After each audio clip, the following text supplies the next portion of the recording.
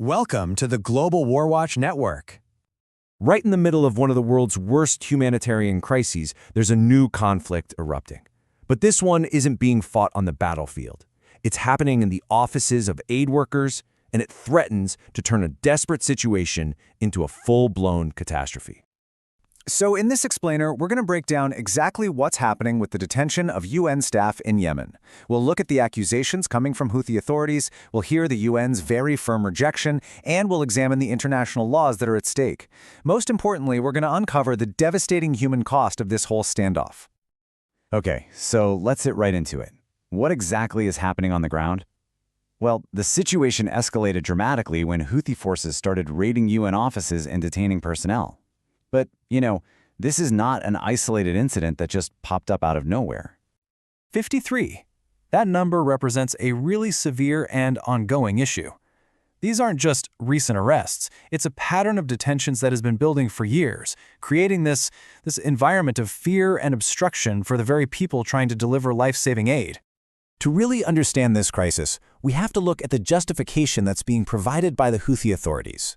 They control a lot of Yemen, including the capital Sana'a. And they aren't framing these as arbitrary arrests. For them, this is a matter of national security. This quote right here gets to the absolute heart of their argument. The Houthi-run foreign ministry is basically saying that while they respect diplomatic conventions, they believe those protections have a limit. And in their view, immunity ends where espionage begins. Now, what's really interesting here is how specific these claims are. Houthi officials are directly linking this alleged spy network to a deadly Israeli airstrike back in September that killed several of their senior leaders. They claim that aid work is just a front, and that the UN's silence on that attack is proof of its complicity and bias. All right, let's move to the other side of this diplomatic firestorm. The United Nations has responded with a complete and total denial of all of these claims, framing this situation not as some legal process, but as a clear violation of international law.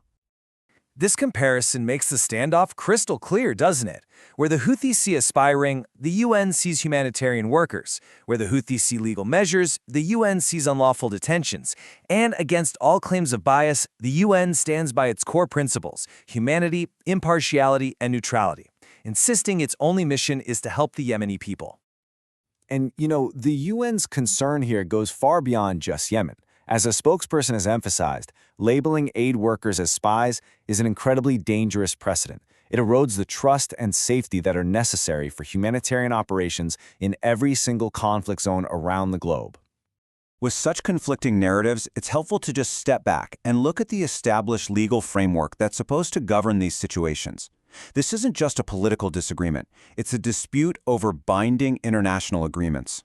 The foundational document here is the 1946 Convention. Think of it as the rulebook that allows the UN to function globally.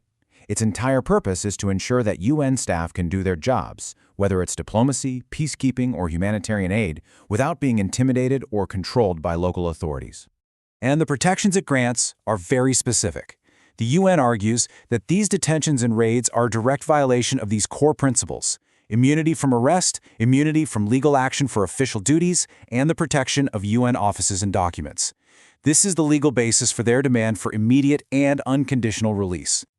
Now let's look at what this all means on the ground, because beyond the legal and diplomatic arguments, there are devastating real-world consequences. This dispute isn't happening in a vacuum. It's happening in a country that has been pushed to its absolute limit.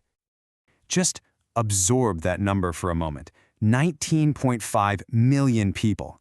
That's 60% of the entire population of Yemen, depending on some form of aid just to survive. The scale of this crisis is almost unimaginable. And this chart illustrates the other side of the crisis. While the needs are immense, the funding to meet them has collapsed. The humanitarian response plan is over 90% unfunded. This forces aid agencies to make impossible choices, cutting life-saving programs for food, water, and medicine. And this brings us right to the bottom line. These detentions are not just a political issue. They are a direct impediment to aid delivery. When staff are detained and offices are raided, the already fragile lifeline for millions of Yemenis is severed, pushing a country already on the brink that much closer to total catastrophe. So why should this specific situation in Yemen matter to the rest of the world? Well, because the principles being challenged here are universal. This is the question at the heart of it all. The entire system of global humanitarian aid is built on the idea that aid workers are neutral, that they're protected, and that they must be given access to help civilians who are caught in conflict. And that's our takeaway. When that trust is eroded, when aid workers are accused of being spies, and when international law is just ignored, it doesn't just put operations in Yemen at risk. It sets a dangerous precedent that could endanger aid delivery and the lives of millions of vulnerable people in every conflict zone on the planet. Thank you for joining us for this explainer. The situation in Yemen is a stark reminder of how fragile the systems of global aid truly are. If you found this explainer helpful, please take a moment to like, share, and subscribe to the Global Warwatch Network for more clear, concise explainers on critical global issues. We really want to hear from you. Share your thoughts in the comments section below and join the conversation on our social media channels. The links are right there in the description. Thanks again for your time.